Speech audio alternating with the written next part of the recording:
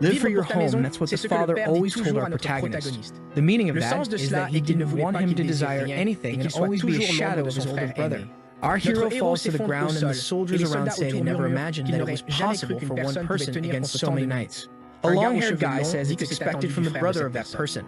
Cheyenne leaps. The guy in front of him is Boris, who gives a twisted smile while Cheyenne asks who sent him. With daggers in hand, he wants to know if it was the Emperor. Seeing him activate the power, Boris says that mist is disgusting. He's an assassin from the Mist Group. Because of this, he will be eliminated for affiliating with the heretics. Shen wishes him good luck to try to get out of here alive, but Boris tells him that he has already placed a barrier of 9 stars in this place. The protagonist knows he has to get out of there urgently and find out who caused the incident with his brother, telling Boris that he will break any barrier he has raised when suddenly someone says enough science. Cheyenne is startled and doesn't know what to say, remembering his father's words. Live for your home and your brother, Eshel, and the house itself. The success of the house depends on the success of Eshel.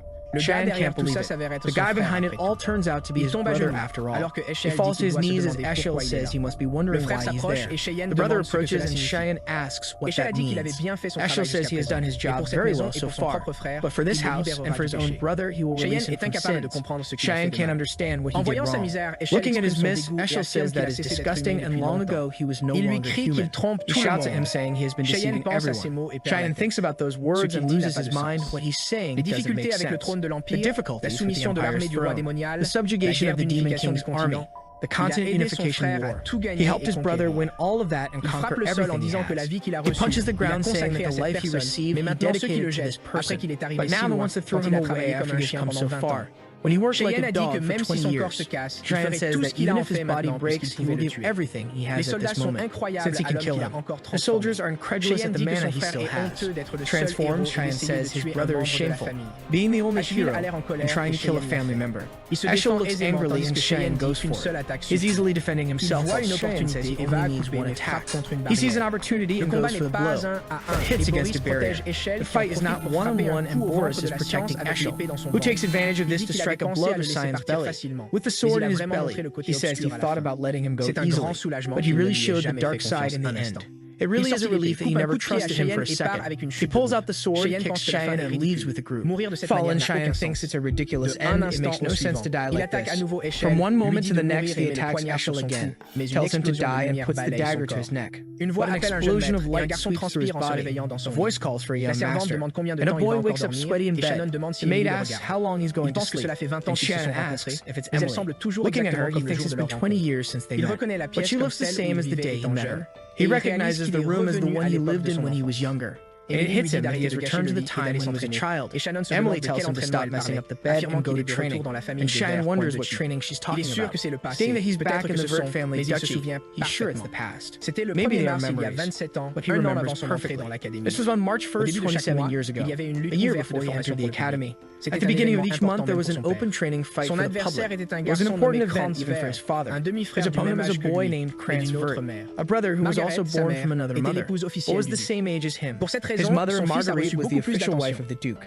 Because of this, her son received much more attention. Shin, being the son of an illegitimate wife, was humiliated that day. And that's when his father told him to do nothing and give up. Emily asks why he doesn't give up. While Cheyenne now says he's just going to win quickly, but he hesitates when he realizes that a simple thin sword is extremely heavy for this body. Now he is sure it's not a dream or a memory, but he hadn't heard of magic like this, and wonders if he really went back in time. Krantz says it's incredible that he didn't run away, and when Cheyenne looks at his father, he tells him to start. The brother goes up asking where he's looking, and clearly he's confident it's going to be easy, but Cheyenne wonders why he's so slow. A step to the side and the brother cuts the wind. Krantz says he's a coward and comes to give another attack, but he takes a blow to the hand that makes him drop the sword. A kick to the shin and he writhes in pain, falling to the ground crying. The mother calls for the boy while the father seems interested. Seeing him on the ground, Cheyenne knows that if he puts the blade to his neck, it's over. But he remembers that in the past, this guy tormented him, and the bullying continued even at the academy. So now he has to end him so that he never thinks of doing something like that again. In this second life given to him, he will live for himself. The fight ended with Krantz being completely defeated. The Duke postponed the plans because he wanted to talk to Cheyenne. and even put one of the knights who worked for him to keep an eye on him. In the corridor, he sees Crance's mother and is sure she's back from the infirmary. With a mischievous smile, Cheyenne asks if her son's okay. Duchess. She says he is shameless to say that after what he did to his brother. Cheyenne ignores her, saying it's normal for this to happen in training. The Duchess says that's why you don't talk to illegitimate children. Filthy mother, filthy child, he should have stayed picking up trash from the streets. Cheyenne looks back thinking she crossed the line and wondering if he should kill her, but he smiles remembering that he knows how to make her suffer gradually, and tells her he will enter the same academy as Crantz, and she asks what he means by that. He wants to know if she doesn't care about her son and his graduation. She frowns and goes to slap him, asking how he dares to say something like that. But the guard protects Cheyenne and apologizes to her. But the Duke calls the boys so they can't linger there. He stares at the Duchess and tells her they are leaving. She remains with a closed face but doesn't have much to say. And Cheyenne did this because he knows the Duke's order is absolute, and the night there was ordered to protect him. In the room, his father tells him to come in. Cheyenne enters and introduces himself. While he thinks that the last time he met this guy like this was 15 years ago, Duke Wallace Verdict tells him to sit. People call him the protector of the continent, the one who with his magical power and military strategies stopped the demon's attack. Even if a whole army of the Demon King wanted to kill him, all he wanted was peace for this continent. But that's just how he was in Cheyenne's memories. So he dedicated his whole life to serving people and being an admirable man. The first thing Wallace says is that he noticed he saw the sword and dodged. Cheyenne is confused. But Wallace says that when Crantz attacked him, he saw the trajectory of the sword easily and turned aside to avoid it, and asks when he learned this kind of fencing. Cheyenne is impressed with how attentive he is and says he learned it on his own. Wallace says that as far as he knows, Cheyenne had no interest in fencing or he was hiding his skills. The explanation says he didn't want to stand out too much, while Wallace says it's amazing that he defeated Crantz even acting like that. But he stops and then asks why he hit his brother like that at the end. Cheyenne thinks, is he recognizing me as someone strong? And then says he wanted to prove something. Wallace asks what he wants to prove. Our hero says that even though he's a brother, he wanted to prove that he is better than Crantz. The father begins to laugh and says it's amazing to have such a direct and clear answer like that. He hopes that Cheyenne will one day become a strong ally of Eshel. The name Eshel scares our protagonist, who wonders why he would want to be an ally of that guy. In the end, his father's obsession with Eshel hasn't changed at all. He clenches his fists without saying anything, and Wallace says there's no reward ceremony when he can ask for something. Cheyenne's plan is very obvious. He wants to end everything that Eshel wants to do, so he tells his father that he wants something special. The maid asks if he really wants to go to the front line of war. He says yes and is sure, but she wants to know if he's out of his mind. He has no idea how terrifying that place is. It's full of demons, monsters, and creatures. In the west of the Old Empire, there's a place known as the continent's front line, a battlefield where an endless war against the demon army has been going on for 100 years. Because of this reason, his father, who was hesitant at first, gave a condition. He would have to be qualified enough to go to that place, but Cheyenne didn't exactly know what he meant by that. But one thing is certain, he just has to get stronger and faster as soon as possible. Fortunately, he still has all the battle knowledge from before the regression. And he can feel a bit of demonic power within him, so he just has to train and eventually he'll be able to use it. Suddenly the door opens and someone shouts his name. With a hand on his hip, he recognizes his big sister, Elise. Welcome. She grabs him by the collar, and the maid asks where she was while she's asking Cheyenne if he's crazy. She heard that he asked his father to go to the front line while Cheyenne is begging her to let him go. Ellis drops him to the ground and says he's getting too cocky for beating Crantz. And she yells in his face telling him to go to the roof now. Outside the castle, the two meet on a bridge, and Ellis says it will start when he touches the sword, then he just has to resist for 3 minutes and she'll allow him to go to the front line. Cheyenne wants to know if they really need to do that. Ellis ignores him and says she has a question. Is he planning to succeed in the family by any chance? Cheyenne is caught off guard, but he has no interest in that. Before he can answer, Ellis tells him to draw his sword. While Cheyenne thinks he barely regressed and he's already having to fight twice. Without saying anything, Ellis goes for it because he touched the sword, which scares him without knowing why. He manages to defend her blow, and she's incredulous that he managed to block that. While Cheyenne is scared that she's really going all out against a brother 7 years younger, she steps back with grace and beauty. While thinking it's impossible for him to have blocked her long sword with that thin rapier. He's already gnashing his teeth thinking it's luck. She says he's apparently better than she thought. Cheyenne realizes he's in trouble now, and she goes for it with a sequence of cuts that's hard for Cheyenne to dodge. She jumps to prepare a vertical attack. Cheyenne manages to defend the shoulder side. Her blade slips past his and ends up going straight for her neck. Ellis is startled and Cheyenne realizes he did something stupid. He spins his arm and they both step back. Standing on the pillar, he thinks it would have been dangerous. If he hadn't moved the sword, he would have killed her now. The assassination techniques he learned are all for instant death. He doesn't know how to fight without killing someone. She wants to continue this for 3 minutes. It will be dangerous for her. Maybe he could put mana into the blade, but he's already running out of energy. Suddenly, Elise starts chanting, asking the earth and the wind to become her sword. Cheyenne recognizes it immediately as a 6-star magic. Elise's blade starts to glow with the activation of the water blade. Cheyenne is now crying she really wants to kill me. This wasn't a test. Elise keeps repeating to herself that she can't lose under any circumstances. On the corner of the wall, Cheyenne's problem is that if he reflects her attack, either he'll end up killing her or throwing her off. If that's the case, he jumps towards her. She raises her sword, releasing a beam of light. Cheyenne asks for something to stop hesitating and come out already. As Elise is preparing to deliver the blow, right before impact, a knight enters between them, saying enough. He blocks Elise's attack with his sword and grabs Cheyenne by the collar. The impact resonates throughout the castle, and the knight stares Elise down, saying she went too far against the young boy. Cheyenne feels relieved. He'd been waiting for this guy to show up, but he took too long. Seeing the blade, Elise seems to regain consciousness. She then rushes and hugs Cheyenne, apologizing, saying she lost control. She cries on his shoulder, saying all she didn't want was for him to go to the front line because she'll be very worried. Embraced by her, Cheyenne thinks she truly is Nana, a person who studied in one of the S-grade schools and was one of the most highly qualified swordsmen. Moreover, she had a beautiful face and was recognized as the daughter of a god. Everyone thought she would be the next continent's protector, alongside Eshel. However, not long after joining the Knights of Light, she got a miserable end. He hugs her, saying he missed her, and at this time he will protect her. Elise asks the knight why he's here if he's the Duke's protector who left. The knight says he's here obeying the Duke's orders to protect the young master. Cheyenne thinks he sensed this guy's presence since he left the office. That's why he was angry he didn't show up. Passing out, he just doesn't understand why his father ordered to protect him in hiding. He then loses consciousness on Elise's shoulder, who smiles, thinking he's still a child. The next day, she returned to the academy. He resumed training to prepare to meet his father. All he could do was push his body to the maximum to increase stamina. However, poor thing is fading. 10 push-ups is the maximum he can handle. Remembering his muscular version, he thinks he'll need drastic measures. Suddenly, Emily enters the room and says Elise sent something for him. However, she says it's too stinky and asks what it is. After Elise attacked him, Cheyenne asks for hellhound blood as a gift of apology. Because of the terrible smell and disgusting appearance, everyone thinks it's poison, but in fact, it has the power to permanently increase the stamina of whoever drinks it. Pinching her nose, Emily asks if he's really going to drink that, and he says yes. Taking a big gulp, he says he's the only one who can eat Emily's food, so this is fine. Already remembering the purple mushroom soup she made and how much worse it was, he smacks the pot on the table and says it was delicious, exuding an aura. Calling for Emily, who wants to know what happened, he looks back with red eyes and says he's going for a walk because he wants to see the effect of the medicine and then leaves the castle. Standing aside, he says he's been wanting to come here for a long time. This was the place he came to when he wanted to be alone. Another day, a revelation from the god of light came to Eshel, his brother, about an ancient temple that was in that place, and Cheyenne was skeptical about it. Leaning against the ground, he says no one knows about the revelation yet. The ground cracks and a red mist starts to emerge. While Cheyenne says what he's about to do, Eshel would never imagine.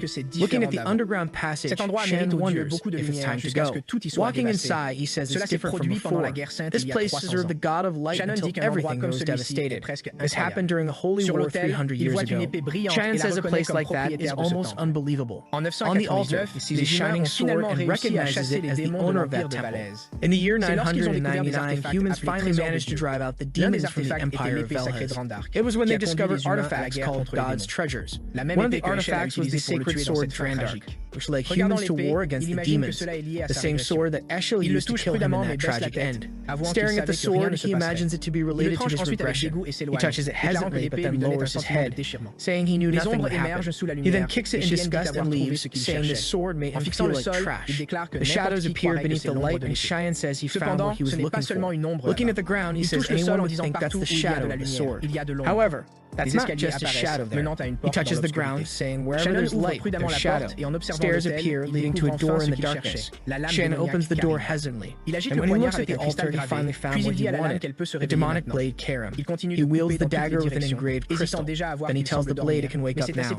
He continues cutting in all directions, already hesitant seeing that it seems to be sleeping. But it's quite thrilling to cut with the blade he used his whole life, really tasty. Suddenly, a shadow starts emerging from the ground, saying he was a very brave child. She asks Cheyenne if he doesn't know the meaning of taking that dagger, and he says it means it's his now. The shadow keeps growing, saying she can't believe he really woke up a demonic blade. With a macabre smile, she says it's too late.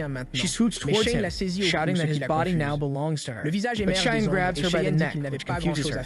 The face emerges from the shadows, and Cheyenne says he didn't have much to do at that time. The blade asks how he can touch her, and he replies he already said. Now she's his.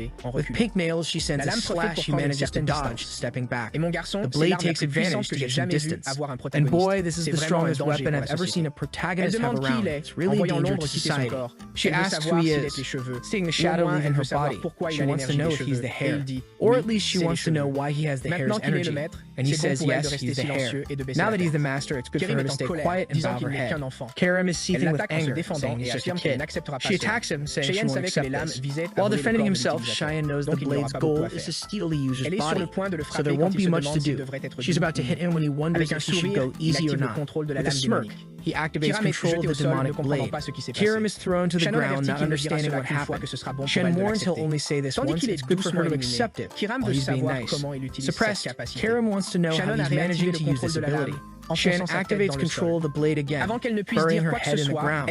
Before she can say anything, she activates a few more times. Seeing her buried, he asks if she understands now, and she says she really recognizes him as the master now. He's about to use the power again when she calls him Lord. With that, Cheyenne completed the objective there, and wonders if he should return before they miss him. Karim in his hand says she's eager to feel the fresh air outside, and curious about his name, she asks him. Upon hearing his name, the blade asks if he really was chosen as the hair. Cheyenne says yes, but it was in the past life. Karim is confused about this past life thing, and he says he died once. She's even more confused, thinking he's crazy. As he approaches the sword, she says it's sleeping. And our protagonist warns the owner will appear in 20 years. Karim wants to know how he knows that while he already pulled the blade. Without hesitation, he cuts the handle. She's curious about why that. Cheyenne says he has no idea anymore, and it'll be an interesting future. In the morning, a carriage was leaving the Verde Castle. The promised date is Cheyenne had come very quickly. He introduces himself to his father, who says he wants to ask once more. Is he really determined to go to the front line? Cheyenne says yes, his heart is already there. The father then tells the knight to release the beast. The knight takes a scroll, and Cheyenne wonders if he'll use his summoning spell. He opens a scroll glowing with a red pentagram. A creature with flaming back starts to emerge. Cheyenne recognizes it as a hellhound. Seeing the creature, he showed his father, and the knights prepared this test well for him. Everyone's hands are ready to draw the sword, and he realizes everyone is being cautious with his life. The father warns that everything comes with responsibility. He must prove his will by passing this test. Hearing the word test, the knight hesitates. He was confused when Shen asked to train against him. Our protagonist said he had 3 days until the test and needed to prepare as best as possible, and he asked the knight for help in practicing combat techniques. The knight said if he wanted to train, he should ask Krantz for someone his age. Shen plays dumb, saying he doesn't know why, but Krantz messes him up every time he sees him. In a difficult situation, the soldier realizes he's. The protagonist smiles when the knight says he'll grant this wish. However, he won't draw his sword, and all he'll do is defend himself. Cheyenne thanked him and asked for just one more thing. He wasn't to inform his father about anything that happened there, and that was an order. Yelkin hesitated, not understanding why he said that. When suddenly Cheyenne lunged towards him, Yelkin managed to defend the first attack.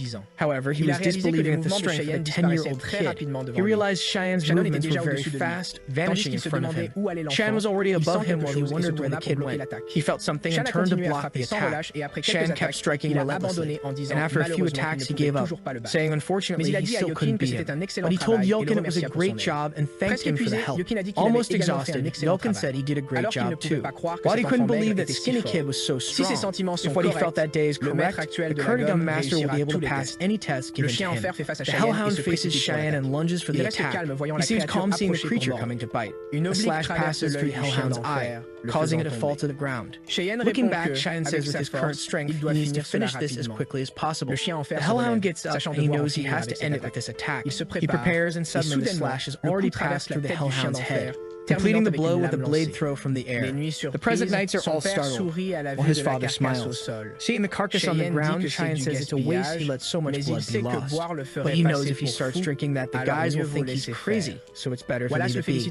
Wallace then comes to congratulate him, saying it was incredible. Since that's the case, they'll meet again on the front lines. Cheyenne thanks his father, while Karen is calling for him, asking if she's just a kitchen knife. Our boy says no, she's a demonic blade. She then wonders why she's not being used. She can only regain her her powers by consuming blood. Heading towards the hellhound, she's begging just for a lick, but Cheyenne tells her not to worry. He'll use her as much as she wants. The northern battlefield is invaded by ogres. The bell tolls, and Wallace warns not to let any escape alive. The soldiers raise their swords, activating the Salvation Prison. A huge shining cross appears on the battlefield, and a magic circle appears at the feet of all the ogres. Ropes of light come out of the circles and bind them, and Wallace orders everyone to attack. With them immobilized, the soldiers seem to easily defeat them. One of the ogres screams as a soldier approaches. He grips the blade tightly, preparing for the attack, and with a single blow, he decapitates the monster. Nearby, Shan and Emily watch the battle, and she's terrified. She asks him why he brought her to a place like this. Cheyenne thinks strangely he missed this place. Wallace asks him what he thinks about being on the front lines, and he says he's kind of nervous. The father warns he can return any time and that he could die in this place, so he better not let his guard down. Shannon smiles, saying he'll keep that in mind. On the front lines, death is common, and 3 or 4 battles happen every day. Strategically, the knights try to prevent the advance of the demonic lines, and the tent where Cheyenne is the farthest from everything and the safest. The problem is, now that he's being watched, he can't find a chance to feed Karen. While he wonders if he'll have to wait until night, he asks Emily what she's doing under the covers.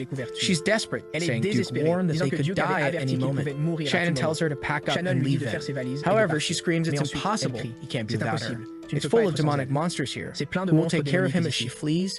Suddenly, she leaves the tent, saying she'll get something to eat, while Shan wants to ask about the cloak he requested, but she just ignores him. He gets angry because this damn woman never obeys him. Sometime later, he placed a doll of himself in bed thinking maybe that's enough. When Emily asks if he's really going to exercise in this place, she says he's very diligent, and if Duke finds out, he'll be proud. Shannon ignores her and says he's leaving if she can sleep there peacefully. He looks back and warns to say he's sleeping if anyone asks anything. At this moment, they need as many soldiers on the front line as possible, so now he can move freely. He activates an ability that allows him to glide with the mists. He advances to a dangerous area where he finds a group of hellhounds. However, he's excited because there's the perfect place to test Karen, who, when summoned, smells blood, and tells Shannon she can't take it anymore. She needs to cut through something. Hellhounds leap towards him, and Shannon tells her to feed as much as she wants. With that, he begins to kill the creatures, activating an ability called Furious Mist Storm. After finishing the hellhounds, he pulls the blood from their heads and drinks it. With a crazy look, he says that's what he wants, while Karen is excited. He tells her they'll keep hunting, and she says those creatures are too weak. But Shannon warns her not to worry since the night is young, and there's plenty of monsters. Karen says she's excited. A carriage travels through a mountain, and inside it, a girl with white hair is transported. Inside, the person warns that place is very dangerous, and they should retreat. But the girl says not to treat her like a child. She's a princess of the Empire, and it's her duty to assist the family. And if the woman says anything else, she'll take out her anger on her. The girl then warns that young Master Verdi is also on the front lines and is the same age as her. She asks if Duke had the courage to bring the youngest boy. The friend replies no, actually it was the boy who volunteered. Since they're the same age, they can be friends. But the princess says she's not interested, and she's going to sleep. Her friend replies okay. But the princess now wants to know what the name is. The helper replies it's Cheyenne Verti. Under the moonlight, she ponders that name. Meanwhile, harpies are being cut down, and Wallace is giving orders to look after those who were injured. On the battlefield, dozens of harpies and griffins are dead as they're ready to return to base. He looks to the side, and someone pulls a sword from atop a harpy. It was Shan who participated in that battle. Wallace asks if he's adjusting well to the front lines. Shannon says yes, he's learning a lot every day, and his father warns that he thought he would want to go back home. But he's been here for a while now, and he's very proud. These words leave Shannon incredulous, and his father leaves, saying there's something to talk about tomorrow morning. Shannon agrees while thinking it's the first time he's seen his father with a proud expression. That same night, Shan went out to hunt once again. What he found was a death worm that normally hides deep in the valleys. Karen told him he was very tired because he wouldn't let her take over the body, but Shannon said she was being too obvious. She insisted, saying the worm's flesh regenerated much faster than he could hit. Despite not wanting to accept it, he knew that was true, and he's been in this place for over a month now, every day drinking the blood of countless demonic creatures, so why can't he do it yet? The worm attacks him once again, and he says there's no chance then. He warns he'll play by Karen's rules for a while now, which she's now happy about, saying it's time to go crazy. Activating the 9th assassination technique, the manifestation of the demonic blade. Numerous cuts appear around the worm while Cheyenne's face is black. It agonizes, and our hero says he'll cut it into pieces. Under the moonlight, he activates the ability, 8 fluttering petals. Cutting through the worm with numerous slashes from top to bottom.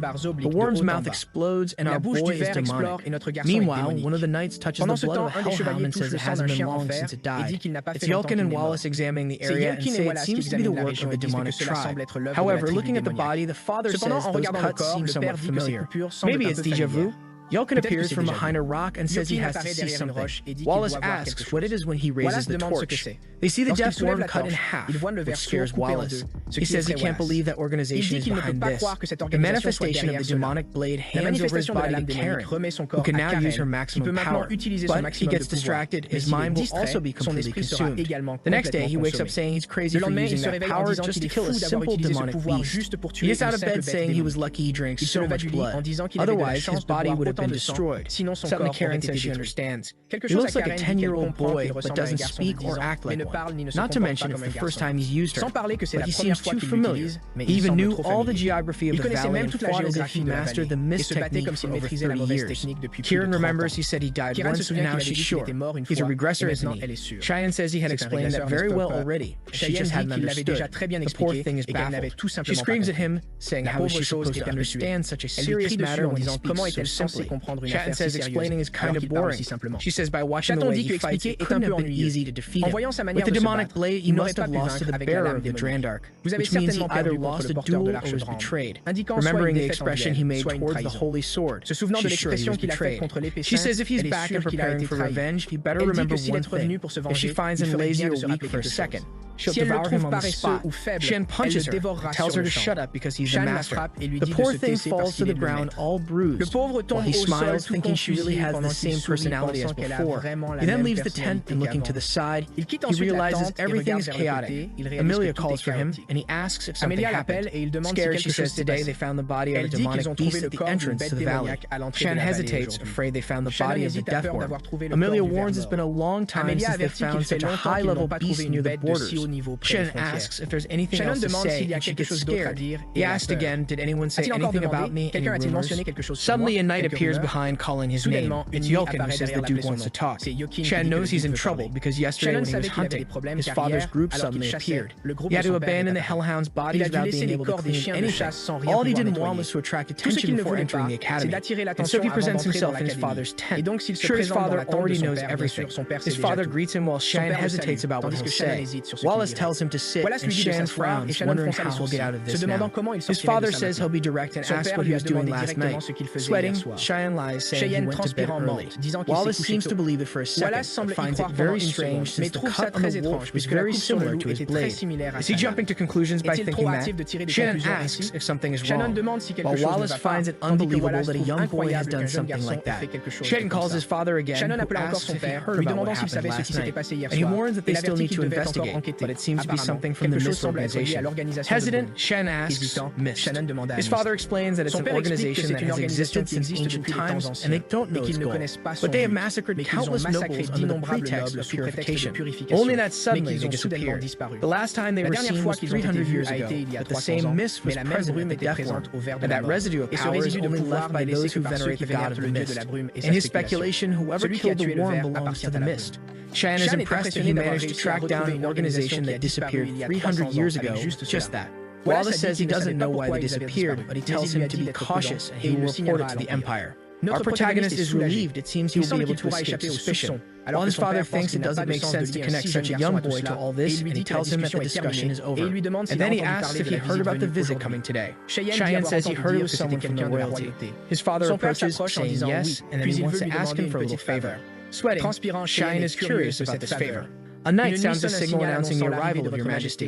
Wallace and everyone on the battlefield bow and welcome the Emperor. The Emperor, who looks like a pale vampire, says hi to Wallace. He approaches him and says they are old friends, they need to be formal. Then he asks if the boy next to him is his son. Cheyenne introduces himself and says he's the youngest of the Vert family.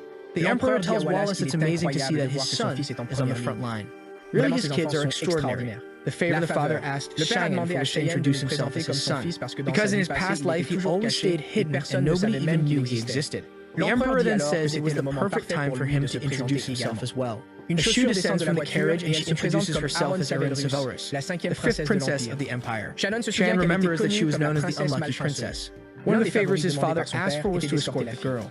He was confused because he wasn't very strong and wanted to know why his father asked for that. His father explained that it was just for him to keep her company since they would be entering the same academy and are the same age. Chanel remembers that in his past life he saw her at the academy while changing classes a few times. Wallace explained that it's always good to know someone from the royal family, and even though she won't be staying here for long, it's a good opportunity.